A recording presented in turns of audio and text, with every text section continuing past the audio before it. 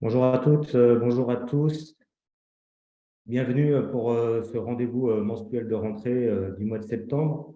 Alors aujourd'hui, on vous propose de faire toute la lumière sur le solaire. On va avoir un webinaire d'une heure, comme à l'habitude, en trois temps. Je vous présente le programme dans un instant. Alors, ça nous paraissait particulièrement pertinent d'aborder cette question aujourd'hui et de voir ce qu'avait la filière à nous partager dans un contexte qui est à la fois économique, géopolitique, énergétique, où clairement les derniers mois nous ont montré que les cartes étaient bien rebattues sur le marché de l'énergie. Ajouter à cela un contexte climatique qui nous a fait vivre un été particulièrement chaud et ensoleillé. Donc on imagine, on regarde ces éléments, que ça va dans le sens d'un déploiement plus massif des énergies renouvelables sur nos territoires et particulièrement du solaire. Et donc on se propose ce matin d'échanger avec les acteurs de la filière et en premier lieu avec Elie Ballester d'Atlansen, qui va nous faire un petit peu le point sur où en est la filière, où en sont les acteurs sur notre territoire breton. Et puis, deux retours d'expérience. Un premier par Thomas Primo du bureau d'études Inoki, qui va nous parler d'une réalisation avec du solaire photovoltaïque à Langueux dans les Côtes-d'Armor. Et un second avec Guillaume Prader de Éclore sur un projet avec une installation solaire thermique dans le golfe du Morbihan. Alors, comme à l'habitude, vous aurez la possibilité de poser vos questions à l'issue de chaque présentation. On réservera un temps d'environ 5 minutes. À cet effet, je vous invite à utiliser le chat et à poser vos questions au fil des présentations et je me ferai votre porte-parole pour interroger les intervenants. Euh, et puis, pour le confort de tous, essayez de conserver vos micros fermés. Dernière information pour les habitués, vous le savez, mais ce webinaire est enregistré, on en fait une captation vidéo et donc elle sera mise en ligne à l'issue du webinaire, enfin en tout cas d'ici un jour ou deux, et vous pourrez revisionner ou partager tout ce qui aura été vu et dit ce matin à ce moment-là. Voilà, bah, écoutez, sans plus attendre, je propose à Élie de prendre la main. Je te laisse l'écran à disposition. Je te laisserai activer ton micro. Voilà, parfait. Bonjour à tous. Est-ce que vous voyez bien mon écran? Alors, oui, parfait, c'est bien. C'est en plein écran. Parfait. Merci Rémi. Alors, avant de rentrer dans le vif du sujet, je vais me présenter et présenter Atlansen, notre association. Donc, moi, je suis Elie Ballester, chargé de mission au sein de l'association Atlansen. Atlansen, c'est qui, c'est quoi? C'est le réseau de la filière solaire dans le Grand Ouest, en Bretagne et Pays de la Loire. On est financé en majorité par les régions, donc Pays de la Loire, Bretagne, par l'ADEME, l'Agence de la transition écologique de l'État, et par les adhésions des membres. Parmi nos membres, on a aujourd'hui un peu plus de 200, 210, 215 structures adhérentes qui représentent tous les acteurs de la filière, donc les acteurs privés, des installateurs, des développeurs, des bureaux d'études, mais aussi des cabinets d'avocats, des banques, etc. Des acteurs publics, donc collectivités, et également des gestionnaires de réseau, des centres de formation, etc. On a vraiment pour objectif d'accompagner les territoires et les acteurs privés et publics dans leur transition solaire pour développer la part de l'énergie solaire dans le mix énergétique au service de tous et en renforçant la filière, la filière locale. C'est vraiment notre objectif principal. Comme je le disais, Atlansen, c'est un peu plus qu'un syndicat pro, c'est une association locale et territoriale. Au sein de notre bureau, on a à la fois des groupes des industriels, Enedis, des collectivités, des syndicats d'énergie mixte, etc. On a un mix un peu de tous les acteurs qui œuvrent au quotidien pour le développement de l'énergie solaire. Je m'excuse d'avance pour ceux qui sont déjà un petit peu experts du solaire ou qui connaissent, etc. Mais vu le nombre, vu vos niveaux de connaissances, je vais rester assez basique. L'idée, c'est que voilà, c'est de vous apporter quelques premières informations de vraiment de premier niveau. On verra ensuite avec Batilab comment on récupérera vos avis, vos retours, mais l'idée, c'est ensuite de pouvoir vous proposer d'autres sujets ou d'autres points un peu plus techniques sur l'énergie solaire en fonction de vos besoins et de vos demandes. Donc aujourd'hui, on va rester assez basique pour pouvoir mettre un petit peu tout le monde au même niveau. Je voulais du coup vous présenter un petit peu au préalable, avant de vous présenter les technologies différentes qui existent, c'est quoi l'énergie solaire? S'il y a vraiment une phrase que vous devez retenir, je pense que vous l'avez déjà vue, même si c'est un petit peu en petit, mais je vais vous la lire. Sur l'image à gauche, c'est qu'en 1 heure, le rayonnement du soleil fournit à la Terre plus d'énergie que l'humanité n'en consomme en une année. Une fois qu'on a dit ça, on se rend compte que c'est vraiment une des sources d'énergie principales, voire même la seule source la plus importante que l'on peut avoir sur Terre. Malgré l'intermittence, malgré quelques problématiques, on se rend compte qu'on a vraiment, il y a un potentiel en fait.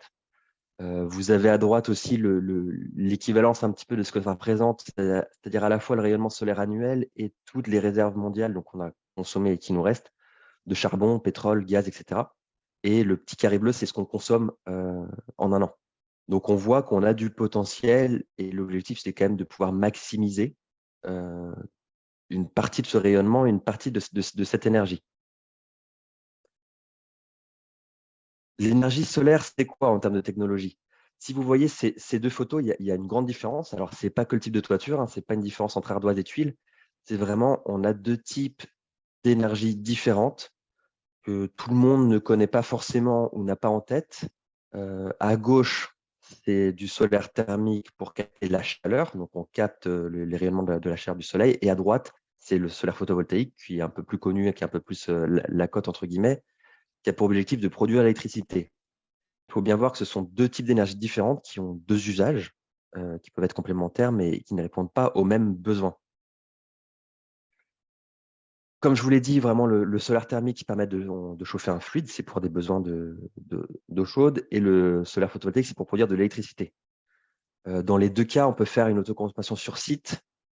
Pour que vous ayez un petit peu une idée de ce que ça peut représenter par rapport à la Bretagne, si vous reprenez un petit peu ce que je vous ai montré avant sur l'irradiation, en termes d'irradiation solaire par an, on obtient l'équivalent de 130 litres de pétrole par mètre carré, ce qui est assez énorme. Alors, je n'ai pas les superficies de la Bretagne en tête, mais ça fait pas mal d'énergie. Si on récupérerait uniquement 40-50% de cette énergie, donc juste la moitié, on pourrait obtenir par mètre carré soit 55 litres de carburant pour son véhicule, ou transformer en énergie électrique, hein, pour un véhicule électrique, ou 40 litres d'eau chaude par jour, ce qui est assez conséquent. Autre point d'information préalable que je voulais vous donner, c'est vraiment avoir cette distinction. Alors, le but, c'est pas forcément de retenir ces rendements, mais que globalement, en fonction de l'énergie, le solaire thermique a un rendement plus élevé que le photovoltaïque, tout simplement parce qu'on transforme en chaleur et on récupère la chaleur. Si on a des besoins d'eau chaude ou de chaleur, c'est plus efficace d'utiliser du solaire thermique directement plutôt que de prendre du photovoltaïque pour transformer l'électricité ensuite en une autre source d'énergie. On a forcément à chaque fois des pertes. Si on rentre un peu plus dans le détail, je vais être assez rapide parce qu'ensuite Guillaume Desclores vous parlera sur un projet concret du solaire thermique. En 2-3 slides, je vais vous expliquer un petit peu plus ce que c'est et quels sont les usages. Faut avoir en tête que le thermique, c'est vraiment pour une production énergétique locale, alors qui peut être collective, hein, mais avec une consommation énergétique. C'est vraiment de l'autoconsommation. En fait, on a un capteur avec des fluides à l'intérieur, le soleil va chauffer et on va ensuite récupérer cette eau qui a été chauffée, ce fluide, pour le stocker en ballon et ensuite pouvoir l'utiliser au sein, voilà, de la maison, de l'équipement, etc. Ce qu'il faut retenir, c'est qu'on peut produire entre 50 et 75 litres mètre carré d'eau par mètre carré de capteur, ce qui est assez conséquent en fonction, voilà, en fonction des besoins et de la taille du logement. Quels sont les usages? Alors, ça ne répond pas à tous les besoins, mais à quelques usages principaux. Forcément, l'eau chaude sanitaire. Donc, si on a des besoins en eau chaude sanitaire, principalement l'été, hein, parce que l'hiver, ça chauffe quand même un petit peu moins, ou voire même des besoins de chauffage via des circuits, ça peut être une solution. Faut savoir que le solaire thermique, ça permet de stocker également de l'énergie et qu'on pilote l'appoint, parce que ça ne va pas répondre à tous les besoins, soit avec du gaz, de l'électricité, etc. L'eau chaude est un bon moyen de stocker de l'énergie et de la restituer au fur et à mesure en fonction des besoins. Et ça peut être déployé vraiment à une échelle, on va dire, industrielle. Si on prend le cas du Danemark. Je ne sais pas si vous avez forcément vu ça en regardant Tour de France. On voyait des champs de solaire thermique immenses. Le Danemark a des champs collectifs avec des gros ballons en béton sous terre de plusieurs centaines de milliers de mètres cubes d'eau qui permettent de stocker et de restituer la chaleur de l'été en hiver. Donc, ça peut être des solutions, y compris appropriées à une échelle, on va dire, un peu plus industrielle. Ce qu'il faut retenir par rapport au contexte actuel énergétique et surtout par rapport à l'évolution du prix du gaz qui devient de plus en plus cher et de moins en plus compétitif, en fait, le solaire thermique va être aujourd'hui X fois ou tant de fois plus rentable en fonction de l'évolution du prix du gaz. Si le prix du gaz est 4 fois plus cher qu'il y a un an, le solaire thermique va être 4 fois plus rentable. Donc, on voit vraiment qu'il y a un changement de paradigme et que ça devient une énergie qui devient encore plus intéressante qu'elle ne l'était avant. Enfin, sur le solaire thermique, il faut se faire accompagner comme sur tout. Vous pouvez vous connecter au dispositif Socol, qui est le dispositif de la chaleur solaire, qui est collectif, performant et durable, géré notamment par l'ADEME. Il y a plein d'outils, il y a plein de retours d'expérience. Voilà. Je vous recommande de vous connecter si ça vous intéresse, de creuser un peu le sujet et de pouvoir télécharger les différents outils en fonction de vos besoins.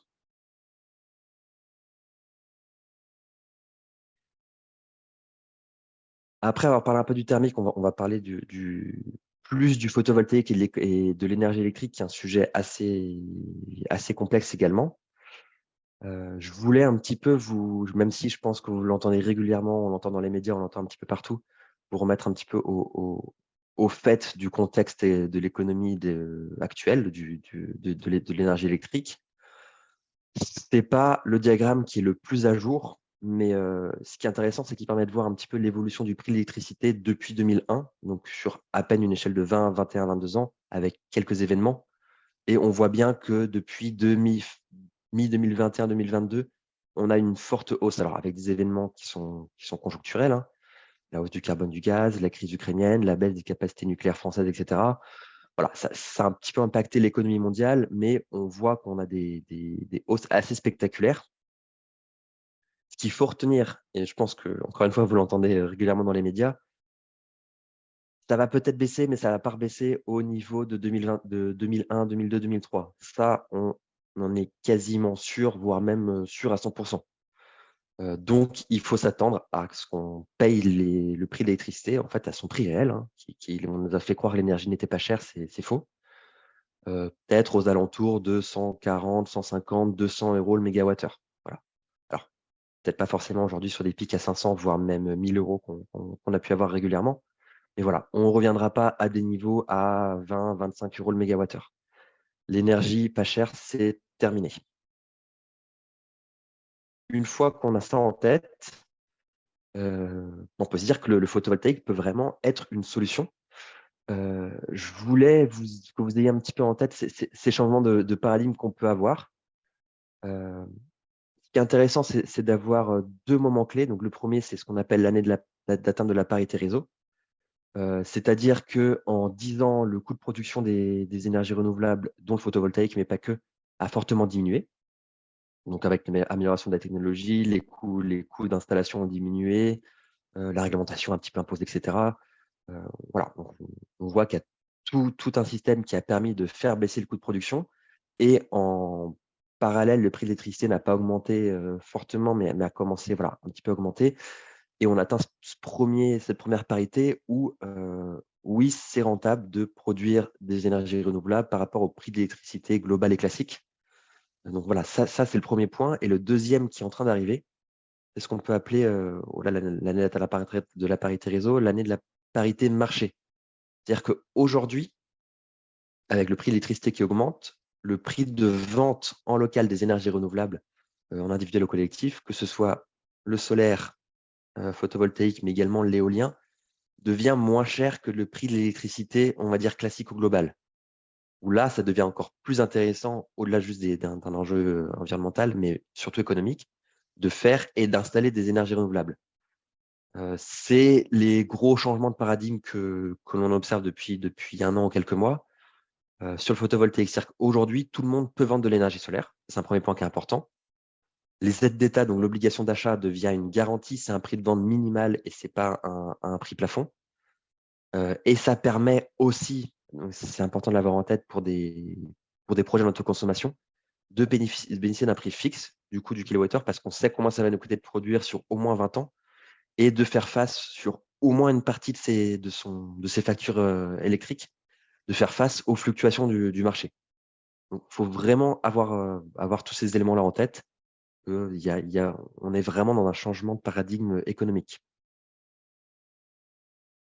Si on veut creuser un peu plus sur le photovoltaïque, je ne vais pas rentrer dans le détail des différents modèles d'affaires, etc. Ça, on le fait et on pourra vous le présenter par la suite de manière plus détaillée. Je voulais juste que vous ayez quelques informations préalables. Ce qu'il faut retenir, c'est qu'il y a 3 grands types d'usage du photovoltaïque. Donc, il y a en toiture, vous avez déjà vu. En ombrière, donc voilà, c'est ce qu'on se met au-dessus de parking, de zones artificialisées, etc. Vous avez sûrement déjà dû le voir au sein de plusieurs supermarchés ou également au sol. Ces 3 usages peuvent se retrouver également chez un particulier et qui peuvent favoriser l'intégration architecturale, que ce soit en ombrière, en brise, en ombre, etc., en mur, voilà, tout est possible. Et on voit de nombreuses innovations qui évoluent chaque jour. Si on creuse un peu plus sur la réglementation, alors le but, c'est pas d'entrer dans le détail, mais voilà, on a tous ces éléments, toutes ces infos. Au-delà de la réglementation qui est en train d'évoluer, il y a 2-3 réglementations qui sont importantes pour vous. Alors déjà, la loi énergie-climat, la loi climat-résilience qui va obliger à solariser ou en tout cas mettre des énergies renouvelables ou végétaliser certains bâtiments jusqu'à 1000 mètres carrés. Ça va baisser à 500 mètres carrés en 2024. Et on a également le décret tertiaire qui va imposer de maîtriser en tout cas ses consommations énergétiques.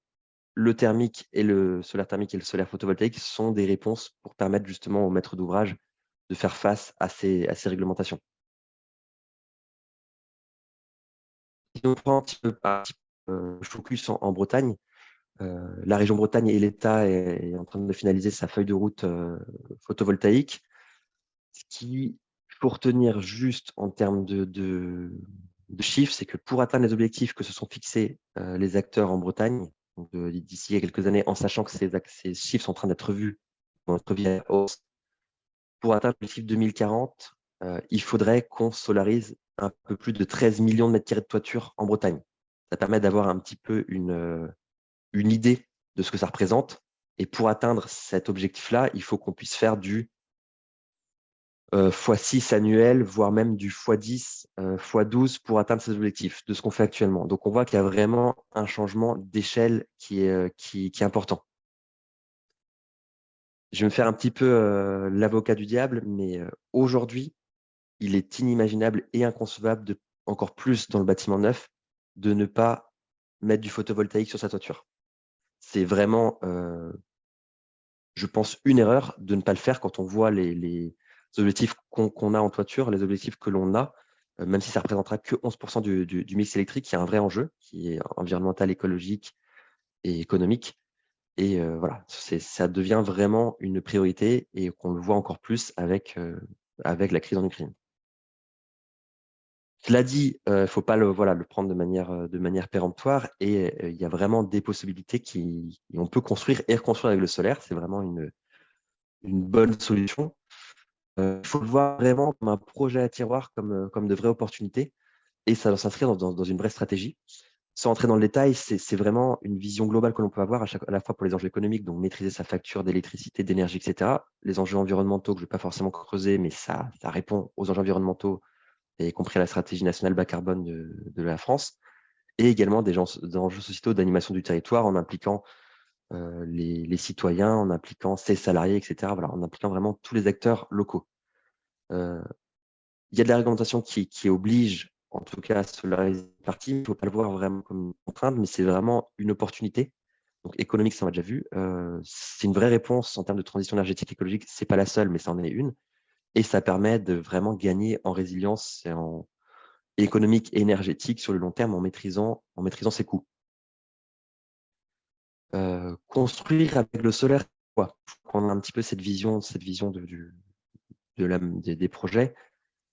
On a vraiment, en tout cas chez nous à Atlancen, une vision, on va dire, assez large. La première qui permet d'inclure architecte, bureau d'études, etc., c'est avoir vraiment une approche bioclimatique et solaire passive. Construire le solaire, c'est pas simplement, une fois que le projet est fini, d'installer des panneaux solaires photovoltaïques ou thermiques, mais c'est vraiment penser l'orientation, maximiser les apports de solaire passif, comme vous pouvez le voir avec cet héliodôme qui est vraiment un petit peu euh, le modèle un petit peu extrême en pensant à la course du soleil. Donc, c'est vraiment un problème climatique passif. C'est également penser là à un aménagement paysager parce qu'il faut le prendre en compte également. Ça se réfléchit à l'échelle du coup du bâtiment, mais pas que, à l'échelle du quartier. C'est également penser, quand on commence à aller un peu plus loin sur le projet, à son intégration architecturale et patrimoniale. Plusieurs solutions qui existent. Ça peut être utilisé dans plusieurs cas. Je sais que le patrimoine, il faut qu'on le préserve, etc. Mais c'est pas impossible de faire les deux quand on voit que même le Vatican est solarisé. C'est loin d'être un patrimoine moderne et qui ne convient pas d'être préservé. Une fois qu'on a aussi cette étape d'intégration architecturale patrimoniale, c'est également rentrer dans ce que je vais appeler la technicité du bâtiment. C'est-à-dire penser le type de structure, les matériaux qu'on va utiliser, le type de couverture d'étanchéité, parce qu'ils ne sont pas tous adaptés avec du solaire, le choix des matériaux et également, comme vous avez vu, vous voyez un peu là sur cette photo par exemple, penser le local technique, voilà, comme pour pouvoir installer les onduleurs à l'extérieur du bâtiment par exemple, etc. Donc on voit que c'est vraiment une vision globale qu'il faut avoir et qui permettent de penser la solution la plus adaptée en fonction de votre projet, c'est-à-dire en incluant architecture, les usages du bâtiment. En fonction du bâtiment, on ne va pas avoir la même chose, le modèle économique que l'on va adapter, et voilà, concilier un petit peu tous ces enjeux et ces différentes approches. Il faut vraiment avoir en tête que le PV peut être, donc le photovoltaïque, au service de votre situation.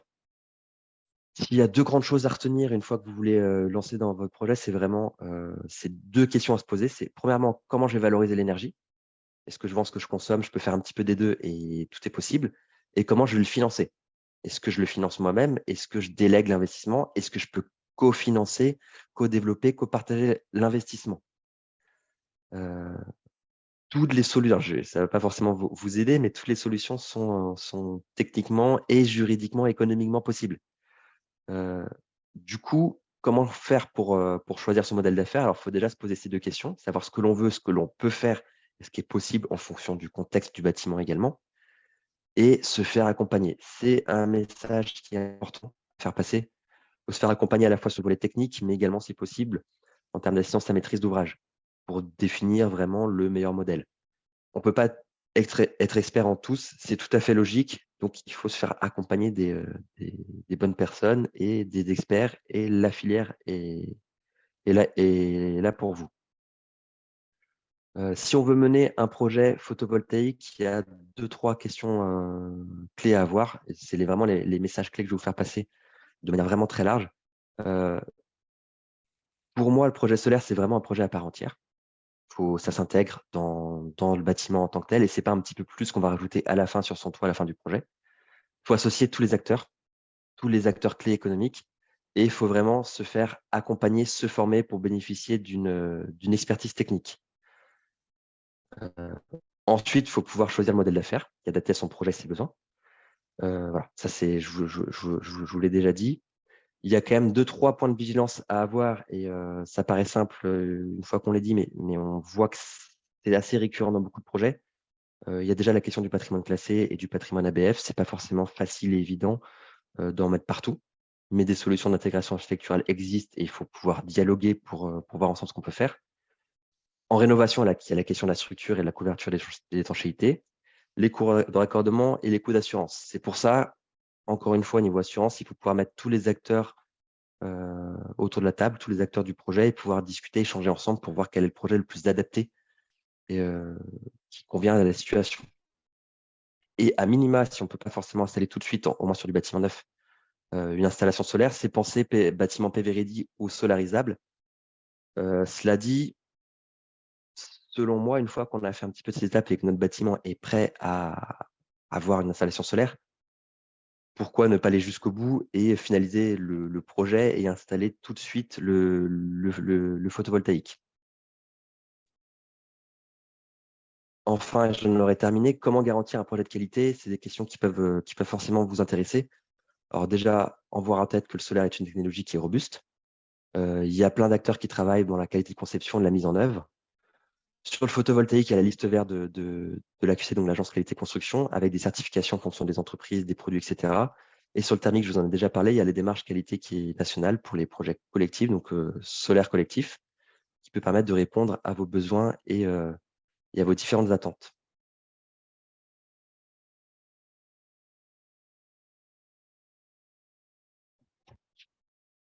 Merci beaucoup, Élie. Quelques questions. Alors, il y a déjà des réponses qui ont été apportées dans le chat, mais tu n'as peut-être pas suivi. Donc, je reviens. Il y avait Non, une question.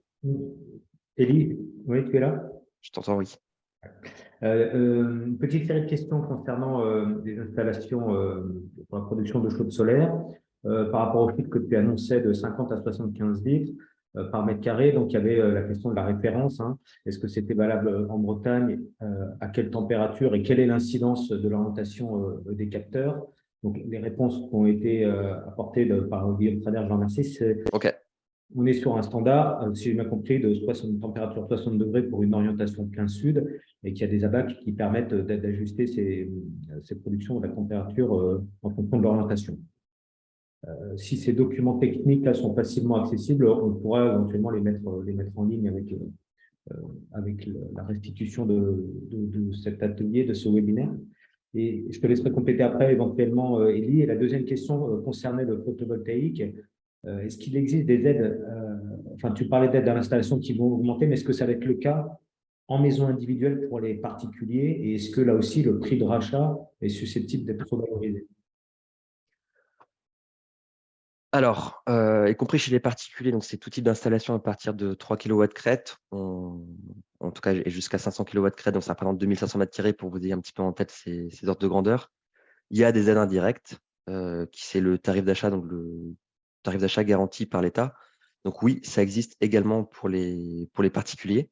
Alors, ça va pas être une aide directe au financement du panneau, mais plutôt, par exemple, si on fait l'autoconsommation, on va avoir une prime à l'autoconsommation. Si on favorise des technologies d'intégration architecturale comme des tuiles ou des ardoises photovoltaïques, on va avoir une prime en plus. Et ensuite, on a un tarif d'achat de l'électricité qui va être produite en surplus. C'est susceptible d'être valorisé par rapport au dernier tarif d'achat, donc le S21 qui date d'octobre 2021. Le tarif a augmenté depuis octobre 2021. Ça a été un petit peu, enfin, en tout cas, en partie indexé sur l'inflation. Ça a tendance, normalement, si on suit la logique de l'État, à baisser dans le temps, mais par trimestre, mais on voit que le contexte de la guerre en Ukraine a fait que ça a été un petit peu valorisé. De quelques centimes, hein, on ne passe pas du simple au double. Donc oui, c'est susceptible d'évoluer aussi. Alors, on va prendre une dernière question parce que le temps avance. Qu'est-ce qu'il faut prévoir en termes de maintenance, j'imagine, ou d'entretien sur une installation solaire au bout de 15 ans? C'est la question de la pérennité finalement de l'installation. Alors, sur une installation solaire photovoltaïque, en termes d'investissement, en tout cas pour la maintenance, on va considérer, alors plutôt pour les grosses installations, qu'il faut pouvoir mettre 1% du coût de l'installation. Au bout de 15 ans, on va avoir en changement le ou les onduleurs. Voilà, ça a une durée de vie entre 10-15 ans. Les modules, les modules photovoltaïques ne seront pas changés. Ils sont aujourd'hui garantis pour une garantie de performance sur 80% de leur rendement jusqu'à 20 ans, voire 25 ans, voire plus. Et les installations, de toute façon, qui ont été les premières, même en France, installées il y a 40 ans, fonctionnent encore. Moins bien, certes, mais relativement bien. Donc oui, on a le tarif d'achat qui est sur 20 ans. On a la durée de vie des panneaux qui sont même au-delà de 20 ans. Et on voit même des marchés du réemploi de panneaux qui ont 20-25 ans qui commencent à émerger. Donc voilà. Donc, au bout de 15 ans, c'est changement d'onduleur qu'il faut retenir. Merci beaucoup, Élie. Il y a quelques questions qui arrivent là. Si on a le temps de les traiter à la fin du webinaire, on les traitera en direct. Si ce n'est pas le cas, elles seront de toute façon soumises à nos trois intervenants et on mettra les éléments de réponse avec la restitution. Parfait, merci. Alors, je vous propose qu'on passe la parole à Thomas Primo, bureau d'études Inoki, pour nous faire un premier retour d'expérience sur une installation solaire photovoltaïque. J'espère que vous voyez mon écran. Alors, hop, je suis dans la même page. Voilà, c'est bon. C'est parfait, on voit bien. Ok, bonjour à tous. Donc, moi, je suis le gérant du bureau d'études Inoki. Donc, on est un bureau d'études spécialisé dans les bâtiments passifs. Donc, pour rebondir un petit peu en introduction sur ce que disait Elie, nous, notre logique, c'est évidemment, si vous avez un petit peu le schéma de mégawatt en tête, avant tout de faire des bâtiments très sobres en énergie, efficaces, et ensuite, c'est la dernière étape de mettre du photovoltaïque pour couvrir les besoins. On conçoit des bâtiments classiques depuis 2009 et on installe également du photovoltaïque, on prescrit du photovoltaïque sur nos installations depuis à peu près 2009 aussi. Donc aujourd'hui, j'ai choisi de vous présenter un projet. Voilà, j'ai pas voulu présenter une maison individuelle, j'ai voulu présenter un projet un peu plus gros pour pouvoir aussi se projeter sur des installations un peu plus grosses. Par contre, c'est un projet d'autoconsommation. Donc, je pense que c'est un peu la thématique en ce moment. C'est vrai qu'il y a eu beaucoup de projets qui ont été réalisés en revente dans la première partie de 2010. Et après, là, on est passé plus sur une phase avec l'augmentation des coûts d'énergie où on va chercher à les faire de l'autoconsommation. Alors, je vous présente, pour que vous ayez le projet en tête, je vous ai mis quelques photos pour que vous visualisiez un petit peu le projet. Donc, c'est un projet qu'on a réalisé avec l'agence Nuc Architecte, qui est basée à Saint-Brieuc. Donc, c'est une salle omnisport qui est sur la ville de Langueux, donc juste à côté de Saint-Brieuc. En fait, la salle omnisport qu'ils avaient a brûlé dans un incendie accidentel. Voilà. Donc, on a été sélectionné sur un concours pour refaire la salle de sport. C'était en 2017. Donc, le bâtiment était livré en 2019. Donc, il y a une surface de 2465 mètres carrés. C'est un bâtiment passif, ossature bois, plus béton. Pour un temps de travaux de 2000. Voilà. Donc, je vous ai mis quelques photos. Donc, c'est un grand bâtiment, principalement en bardage bois. Donc, il y a une très, très grande façade en verre qui est plein d'or, puisque du coup, c'est une salle de sport. Donc, le but, c'est de pouvoir apporter un éclairage naturel. Vous savez que sur ce type de bâtiment, l'éclairage artificiel est une grosse source de consommation. Donc, du coup, c'est une salle qui baigne, voilà, qui baigne dans la lumière naturelle et donc qui a très peu de besoin d'éclairage artificiel. Donc, le projet environnemental, pour resynthétiser vite fait, donc c'était un bâtiment passif, très sobre en énergie. Évidemment, il y a aussi une STD pour, vous voyez, la grande verrière, etc., donc pour assurer le confort, notamment le confort d'été, évidemment. C'était la période du E+C-, donc on a aussi une ACV avec la logique de faire un bâtiment bas carbone. Donc, on est arrivé quasiment au C2, donc un petit peu en tout, niveau C1. On a également répondu, alors les appels à projets de l'ADEME, ils évoluent. À l'époque, le niveau maximum, donc le niveau 3, c'est la construction d'un bâtiment neuf à énergie positive dont l'électricité renouvelable couvre 100% des consommations. Donc en fait, ça a été notre fil conducteur. En fait, c'est-à-dire qu'on a conçu un bâtiment passif et ensuite, on s'est dit, bon ben voilà, on va dimensionner une installation photovoltaïque pour couvrir 100% des besoins électriques sur l'année. Ça, c'était le fait dimensionnant de notre installation. Donc après, évidemment, pour se mettre en accord avec ce concept, la conception fluide, évidemment, c'est pas de mettre derrière une chaudière gaz, parce que du coup, l'intérêt, c'est d'autoconsommer au maximum de l'énergie qu'on produit. Donc, du coup, tous les équipements du bâtiment fonctionnent à l'électricité. Alors après, évidemment, par exemple, pour la production, on a pas mal de consommation d'eau chaude sanitaire. Donc, on a essayé différents systèmes, mais on a retenu une PAC au CO2. Donc, c'est une pompe à chaleur qui fonctionne avec un gaz frigo qui est neutre pour le réchauffement climatique. Donc, ça, c'est intéressant. Et puis surtout, c'est une pompe à chaleur qui est capable de produire de l'eau très chaude à très haute température. Donc ça, tous ces équipements, ils peuvent être alimentés par le photovoltaïque. Donc, au niveau de l'installation, on a 171 panneaux solaires. Alors, j'ai précisé fabriqué en Bretagne parce que c'est le SIGA, donc on imagine souvent, c'est vrai que beaucoup de gens ont cette image que forcément les panneaux solaires sont fabriqués en Chine. Il y a quand même pas mal d'usines en France et en Europe qui fabriquent des panneaux solaires. Effectivement, il y en a aussi qui viennent de Chine, hein, mais on a le choix aujourd'hui sur le marché. On a des onduleurs SMA, donc c'est une marque allemande. Alors, je rebondis aussi sur ce qu'a dit Elie tout à l'heure.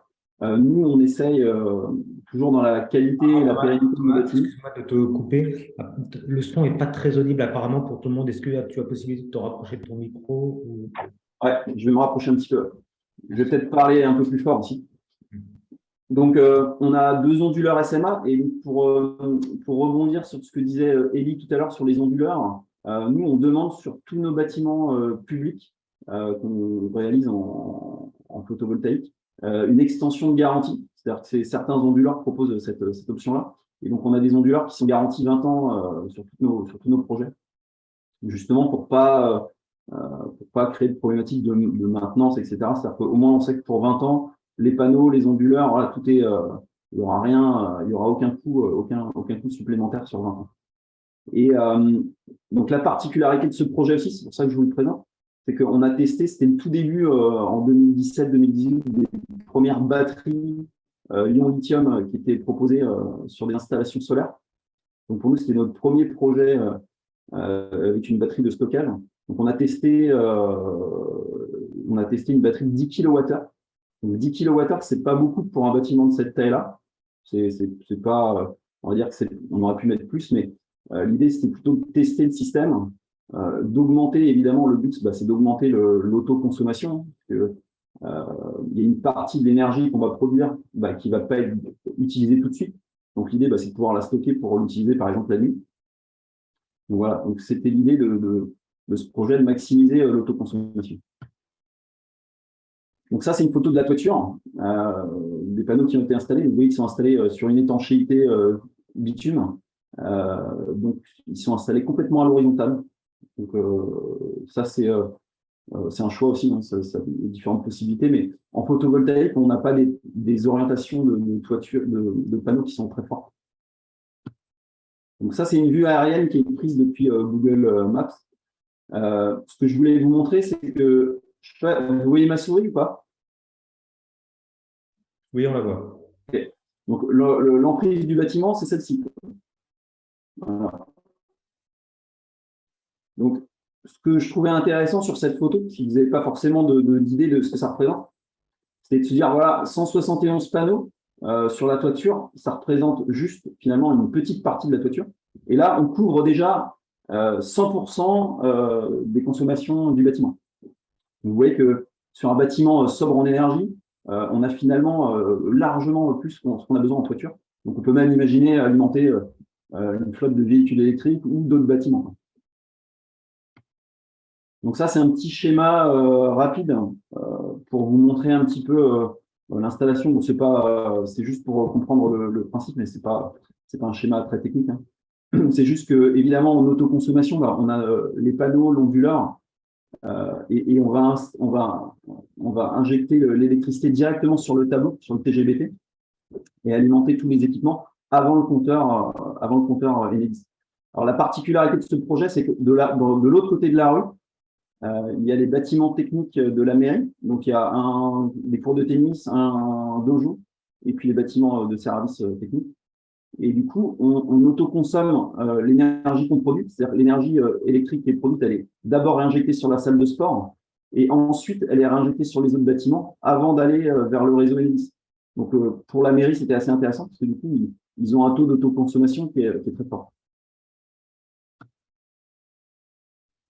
Donc, le retour d'expérience, je voulais vous présenter aussi, parce que du coup, le bâtiment est livré depuis 2019, donc on a pas mal de retours d'informations. Alors, malheureusement, on a 2 systèmes de suivi. On a une GTC, pour ceux qui connaissent, donc gestion technique centralisée ou gestion technique du bâtiment. C'est un système qui permet, là, du coup, d'avoir un détail très, très fort sur voilà, la consommation de CS, la consommation de chauffage, la consommation par exemple, de l'éclairage, etc., etc. Ce système, on n'y a toujours pas accès à cause de problèmes de sécurité informatique et d'adresse IP. Enfin, c'est assez compliqué, mais ça devrait se déverrouiller là, dans pas longtemps. Par contre, on a heureusement le site SolarWatt, donc le site du fabricant de la batterie, qui lui, du coup, est en route depuis 2019 et qui nous fournit pas mal d'infos. Donc, ce que je vais vous présenter aujourd'hui, c'est uniquement les relevés du site SolarWatt. Donc, on n'a pas de détails dans les consommations d'énergie, mais par contre, on a tout vous allez voir, on a tout l'ensemble des consommations, autoconsommation, etc. Donc ça, c'est sur une année complète, c'est sur 2021. Donc, la première chose qu'on peut regarder au global, c'est la consommation totale du bâtiment. Donc, la consommation totale du bâtiment, elle est de 33 000 kWh. Donc, c'est inférieur à ce qu'on avait calculé. C'est-à-dire que le bâtiment consomme moins que ce qui était prévu. Donc, tant mieux. Bon, il y a eu aussi 2021, il y avait encore un peu de Covid. Donc, la salle de sport n'a peut-être pas été utilisée à 100%. Donc, c'est peut-être aussi pour ça que… Mais on est nettement inférieur, hein, puisque, vous voyez, en courant généré, donc la production photovoltaïque, elle est conforme à ce qu'on avait prévu. Donc, elle est à 46 000 kWh. Vous voyez que déjà, si on regarde consommation, production totale sur l'année, évidemment, on a produit beaucoup plus d'énergie qu'on en a consommé. Donc ça, c'est le premier point. Le deuxième point qu'on peut regarder, c'est que on a une autoconsommation. Donc, alors, ce que vous avez en jaune, là, les 10 185, ça, c'est ce qui a été consommé en direct. C'est-à-dire, c'est ce qui a été consommé au fil de l'eau, entre guillemets. C'est-à-dire que le bâtiment a produit à un moment donné 1 kWh et il a été absorbé directement parce qu'il y avait un besoin derrière dans la salle. Alors, pourquoi il n'en a pas consommé plus? Ça, c'est un fait du solaire et qui est lié à notre climat et puis à nos habitudes. C'est que on va avoir des besoins énergétiques plus forts en hiver, liés au chauffage, aux besoins d'eau chaude plus importants, à l'éclairage plus important, plus faible en été. Par contre, le photovoltaïque, lui, il va forcément produire plus en été qu'en hiver. Donc, si on regarde les courbes de production, par exemple, vous voyez ici en bleu, on a une courbe qui fait plutôt un maximum vers le mois de mai, juin, juillet, évidemment. Et puis, si on regarde la consommation totale, évidemment, elle va avoir une courbe un peu inverse, c'est-à-dire qu'on va consommer plus en hiver et puis un peu moins en été. Donc, du coup, la part de nos consommations qui est en jaune, elle, on voit que, du coup, forcément, elle va être maximum en été et puis un petit peu moins forte en hiver.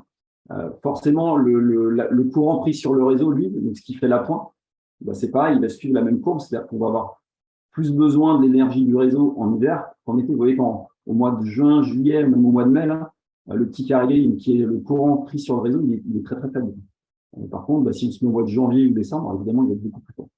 Donc ça, c'est un point qui est assez important parce qu'il ne faut pas, sur ce type de bâtiment, s'imaginer que parce qu'on va mettre du photovoltaïque, on va se couper du réseau.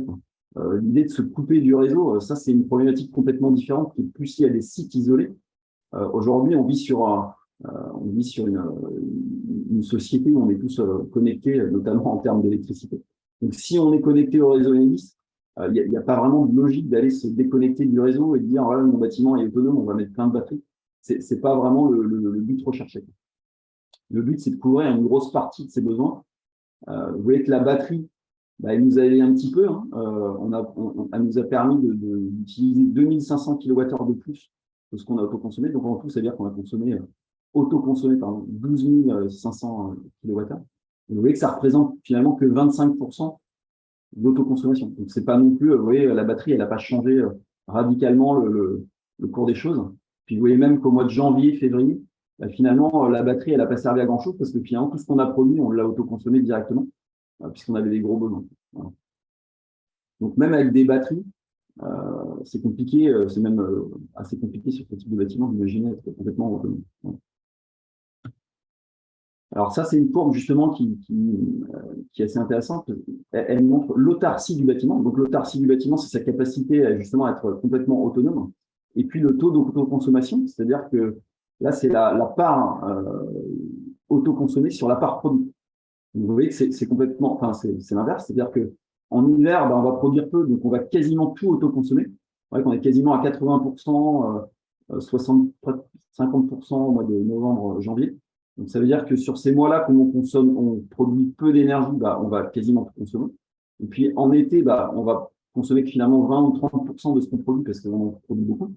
Par contre, ce qui est intéressant, c'est que sur les mois, vous voyez, sur quand même avril, mai, juin, juillet, août, septembre, on va produire finalement une grosse partie de ce qu'on a besoin. C'est-à-dire qu'on va certes en renvoyer dans le réseau, mais par contre, on va couvrir une très grosse partie des besoins du bâtiment.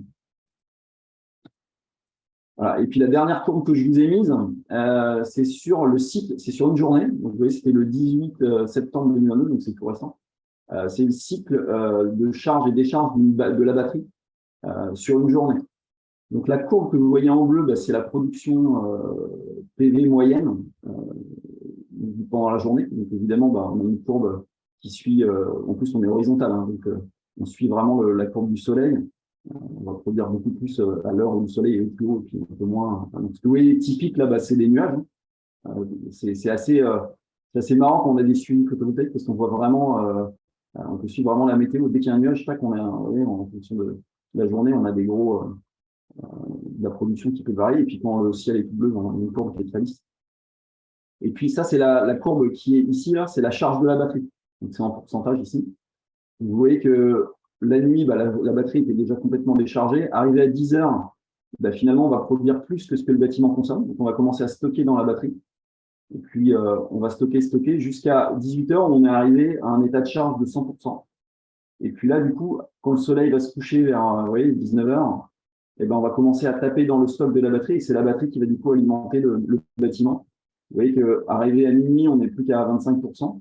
Voilà, donc on peut suivre ici, ça va être à peu près pareil sur le lendemain. Donc en gros, vers 2-3 heures du matin, voilà, la batterie est complètement vide. Et donc, du coup, on a recours à nouveau à l'énergie du réseau. Merci beaucoup Thomas. Alors rapidement, parce que le temps court, et puis il faut qu'on laisse du temps à Guillaume Prader de nous présenter le retour d'expérience sur le solaire thermique. Une seule question, peut-être, est-ce que tu peux repréciser la puissance kilowatt-crête et puis la surface totale installée? Au niveau des panneaux, Oui. donc il y avait 45 kW crête pour 171 panneaux. Alors, je peux remettre le slide. Tac. Pardon, je vais un peu trop vite. Voilà, donc 171 panneaux. À l'époque, c'était que des 300 et quelques watts. Hein. Donc ça, c'est pareil, c'est une donnée qui est intéressante, c'est que tout à l'heure, Elie présentait la puissance et le rendement surtout des panneaux photovoltaïques. En 10 ans, ça a été multiplié par 2. On installait des panneaux de 200, 250 watts. Aujourd'hui, donc sur la salle de sport, là, ça doit être des 320 watts, je crois de mémoire. Et aujourd'hui, on est plutôt sur 400 watts. Et puis ça continue d'augmenter. Et la surface unitaire d'un panneau ou la surface totale, tu peux la préciser? Non, alors les surfaces de panneaux sont constantes, c'est-à-dire que c'est 1 mètre par 1,60 m, en gros, ça fait des 60 cellules. Par contre, on a des rendements qui augmentent, c'est-à-dire que c'est lié à la technologie, c'est-à-dire que les chercheurs trouvent des cellules qui sont ont des rendements de plus en plus élevés. Et donc, du coup, avec le même panneau, il y a 10 ans, on produisait 200 watts sur un panneau et aujourd'hui, on en produit 400. Donc ça, c'est en constante évolution. Bon, évidemment, il y a une limite, hein, mais on a des panneaux aujourd'hui, donc sur les mêmes surfaces, on produit plus. Ok, donc on est à peu près à 274 mètres carrés de panneaux installés dans ce canal. Merci beaucoup Thomas. Je te propose d'arrêter le partage pour qu'on puisse passer la parole à Guillaume Prader. Parfait, Guillaume, parfait. Tout s'affiche bien. Je vous laisse la parole. Bonjour à tous. Du coup, je vais vous présenter un petit peu la deuxième forme pour utiliser l'énergie solaire, c'est la partie solaire thermique, donc pour la production de chaleur renouvelable. En général, on parle de production d'eau chaude, mais il y a aussi des technologies pour produire de l'air chaud avec ce qu'on appelle l'aérothermique. Donc, une petite présentation rapide un petit peu de pourquoi utiliser l'installation solaire thermique, même si Elie a déjà expliqué. Alors, le schéma de principe que vous allez retrouver la plupart du temps, donc c'est ce que vous avez sur la droite. Donc, vous avez des capteurs qui peuvent être installés en toiture, au sol, en façade, sur des structures métalliques. Enfin, voilà, il y a différents types d'installations de capteurs dans lesquels on vient faire circuler un fluide qui en général est un fluide primaire. Ce n'est pas directement l'eau qu'on va consommer qui circule dans les capteurs. Ce fluide primaire, il va ensuite transférer l'énergie donc captée à l'intérieur des panneaux dans un volume de stockage via un échangeur de chaleur. Et on vient stocker cette énergie au fil de la journée pour ensuite la restituer. Donc, en solaire thermique, en général, on travaille sur des systèmes, on va dire, d'autoconsommation, si on garde la logique du photovoltaïque. C'est-à-dire que la chaleur est produite pour être utilisée localement à l'échelle de la maison, du bâtiment ou même à l'échelle d'un quartier ou via des réseaux de chaleur. D'ailleurs, la photo en bas à gauche, c'est le réseau de chaleur de la centrale de Châteaubriand que vous avez, qui était la première grosse installation sur réseau de chaleur en France il y a quelques années. Une fois qu'on a stocké cette chaleur, on vient l'utiliser à différentes températures en fonction du process qui va être relié à l'installation solaire. En général, voire systématiquement, l'installation solaire est installée en parallèle d'un système d'appoint parce que le climat français sous nos latitudes ne permet pas de couvrir 100% des besoins de chaleur d'un bâtiment, en eau chaude notamment. Donc, on a toujours un système d'appoint, donc qui va être une pompe à chaleur, une chaudière gaz, une chaudière électrique ou chaudière bois pour faire le complément de chaleur lorsque le solaire n'aura pas été suffisant. Quelques points aujourd'hui qui résument un petit peu pourquoi passer au solaire thermique. Alors, dans la liste de toutes les installations, de toutes les énergies renouvelables qui sont à notre disposition, le solaire, comme l'a dit Elie, est vraiment une des seules ressources garanties à vie et infinie et gratuite. Une fois que l'installation est installée, on ne paye plus la ressource. On peut travailler sur des scénarios de chaleur 100% renouvelable, chose qui aujourd'hui, on le voit, peut être plus compliquée. Aujourd'hui, par exemple, il y a beaucoup d'installations bois qui sont installées, mais on reste quand même sur une ressource physique qu'il faut aller prélever et où il peut y avoir quand même des problématiques en termes de volume d'approvisionnement, ce genre de choses. Une fois que l'investissement initial a été fait, la ressource étant gratuite, on a un prix de chaleur maîtrisé dans le temps et le prix de chaleur va dépendre du coût d'investissement qui aura été nécessaire et de la durée sur laquelle on va regarder un petit peu ce prix de chaleur. Je vous donnerai des exemples tout à l'heure. On a aujourd'hui dans le milieu du solaire thermique, on a des systèmes qui ont été développés. Donc, c'est des technologies qui existent depuis les années 50, 60. On est vraiment sur des choses assez anciennes. On a des solutions pour l'habitat résidentiel, donc ce qu'on appelle des CESI, chauffe-eau solaire individuel. Ensuite, on a des systèmes qui permettent plutôt de s'adresser sur de l'utilisation collective de chaleur, donc pour des bâtiments tertiaires, des bâtiments, par exemple, le médico-social, les EHPAD, les hôpitaux, où il y a des consommations d'eau chaude, notamment centralisées. Et on a des installations qu'on appelle de grande surface, qui vont être plutôt adressées à des très gros consommateurs de chaleur, donc des réseaux de chaleur. Il y en a de plus en plus en France qui sont en train de s'équiper en solaire thermique. Le Danemark est la référence européenne, voire mondiale, pour l'intégration du solaire thermique sur les réseaux de chaleur, alors qu'ils ont un ensoleillement beaucoup plus faible que nous. L'industrie aussi qui commence à s'équiper en solaire thermique avec des grands champs solaires pour réduire fortement leur impact carbone. Alors, le solaire thermique est une technologie qui est fortement accompagnée en termes de subventions par l'ADEME dans le cadre du fonds chaleur. Donc, il faut savoir qu'il existe des subventions pour réaliser des études de faisabilité qui vont permettre de valider la faisabilité technique et économique d'une installation solaire et également des subventions en termes d'investissement. Aujourd'hui, on est sur des taux d'investissement qui vont être, en fonction de la taille des installations, mais qui vont être entre 50 et 60% du prix global du projet. En solaire thermique, la différence du photovoltaïque, on va être sur, on va dire, moi j'appelle ça un peu de la technologie low-tech, même si ce n'est pas forcément faire honneur à tous les efforts de développement qu'on a en interne en tant qu'industriel. Mais la technique pour capter, on va dire, la chaleur est vraiment simple. Donc, un capteur solaire, c'est une plaque de verre avec une plaque d'aluminium dessous, peinte avec un revêtement un peu sélectif pour absorber au maximum de chaleur et un serpentin en cuivre qui est soudé sur cette plaque d'aluminium dans lequel on vient faire passer un fluide. Le tout encapsulé, on va dire, dans un caisson aluminium avec de l'isolant pour éviter de perdre la chaleur. Donc, on est sur une technologie très simple, très robuste, avec des matériaux 100% recyclables sur la fabrication des capteurs. Donc, on s'affranchit de certaines contraintes ou de critiques qui peuvent être adressées au photovoltaïque à tort ou à raison.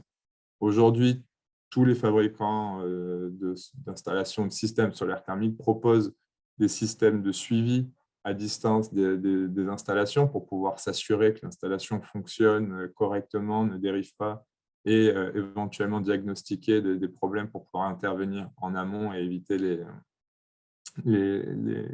les pannes et les contre-références.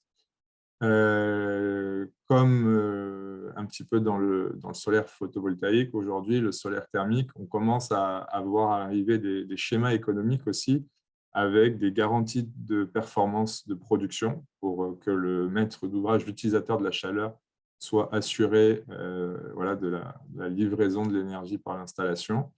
Et on commence à voir apparaître pour des grosses installations des offres de vente de chaleur ou de location longue durée. Donc, sur ces schémas-là, vous avez un opérateur qui vient financer la mise en œuvre de l'installation solaire et qui va proposer alors soit un loyer, soit un prix au mégawattheure de chaleur produite sur des durées allant de 10 à 20 ans pour voilà, faciliter, on va dire, la prise de décision du maître d'ouvrage et minimiser les risques de son côté. Sachez qu'aujourd'hui, en France, on a toute une filière, on va dire, made in France du solaire thermique qui existe, même si elle a été, certains acteurs ont disparu ces dernières années. On a des fabricants de matériel, de capteurs, de ballons d'eau chaude en France. On a des entreprises qu'on peut appeler concepteurs-assembleurs, telles que la nôtre Eclore. Donc, le but de ces entreprises, c'est d'assembler du matériel pour vendre un système complet, le dimensionner et ensuite le mettre en œuvre et éventuellement le suivre pour s'assurer qu'il fonctionne bien. Et on a toute une série aussi voilà, de bureaux d'études qui peuvent accompagner en études de faisabilité, en maîtrise d'œuvre ou en AMO. Donc, je vais vous présenter rapidement un retour d'expérience sur une petite installation qu'on a réalisée l'année dernière sur une base nautique. Donc, c'est un club de voile sur l'île d'Ars, dans le golfe du Morbihan. Donc, c'est un projet qui a été, donc nous, Eclore, on est intervenu en tant que fournisseur de la solution technique, qui a été accompagné par un bureau d'études AB2E qui a fait l'étude de faisabilité pour l'association des Glénans qui gère la base nautique. La GMVA, donc le groupement Morbihan Van Agglomération, qui est la Comcom locale, a fait l'instruction et a géré la partie financement via le fonds chaleur. Et un artisan local a fait la mise en œuvre. C'est un système qui a été mis en œuvre en mai 2022. Donc, on a toute la saison, pour la saison estivale, on va dire, qui correspond à la saison où il consomme le plus d'eau chaude. Donc là, on est sur un système assez simple. On a un besoin d'eau chaude pour des douches et des sanitaires. Donc, vous pouvez voir en bas à droite les consommations. On était en étude sur des consommations voilà, donc, qui varient tout au long de l'année, avec un pic de consommation principalement en été, ce qui va bien pour le solaire thermique, on va dire, où c'est là où on va pouvoir produire le plus de chaleur, avec des consommations moyennes de l'ordre de 1500 litres par jour en pleine saison. La facture estimée à l'époque de l'étude concernant la production d'eau chaude, c'était autour des 3 000 € TTC. Aujourd'hui, ça a peut-être un petit peu évolué avec le prix de l'électricité qui a augmenté. Donc, l'installation qu'on a mis en œuvre là-bas, elle est, comme je l'ai dit, relativement simple. Donc, vous avez le schéma à droite, on a un champ de capteurs. Donc là, il y a 8 capteurs, ce qui représente à peu près 18 mètres carrés de surface d'ouverture. On a un groupe de transfert sur lequel vous avez une régulation, un circulateur qui vous permet de faire circuler le fluide dans les capteurs, un ballon d'eau chaude de 1000 litres, un ballon d'eau chaude solaire de 1000 litres, avec un échangeur à l'intérieur pour transférer la chaleur du champ solaire dans le ballon d'eau chaude. Et ensuite, on s'est installé en amont de la chaudière électrique existante sur le site. Donc, on va préchauffer l'eau avant de l'envoyer dans la chaudière électrique jusqu'à la température de consigne qui est de 60 degrés sur ce site. Et donc, la chaudière électrique, en fait, va avoir son besoin d'utilisation réduit, voire coupé, lorsque le ballon est monté à 60 degrés la température de consigne. Sur cette installation, on va produire à peu près 10 MWh par an, ce qui fait une réduction une économie. Alors, en comptant un coût de maintenance et le coût on va dire de l'électricité du système, qui fait des économies à peu près de 1 600 € par an. Donc, on est sur cette installation. On a un temps de retour sur investissement qui est à prix constant de l'énergie et sans taux d'actualisation à un peu moins de 10 ans. On peut voir ici sur cette installation, l'ADEME a subventionné à 10 000 € l'installation sur un budget global de 26 000. Donc là, ils avaient un taux de subvention un petit peu plus faible parce que l'installation, le coût au mètre carré de cette installation a été un petit peu plus élevé que la moyenne, notamment pour prendre en compte le côté insulaire, parce que l'accès à l'île d'Ars, c'est très compliqué. Et donc, le coût de mise en œuvre a été un petit peu plus élevé que ce qui peut se faire sur le continent, dans un contexte plus traditionnel. Comme je l'ai dit, l'installation a été mise en route en mai 2022. Donc, on a les premiers 6 mois de fonctionnement. On a produit 5 MWh sur la période estivale. Donc, on est dans le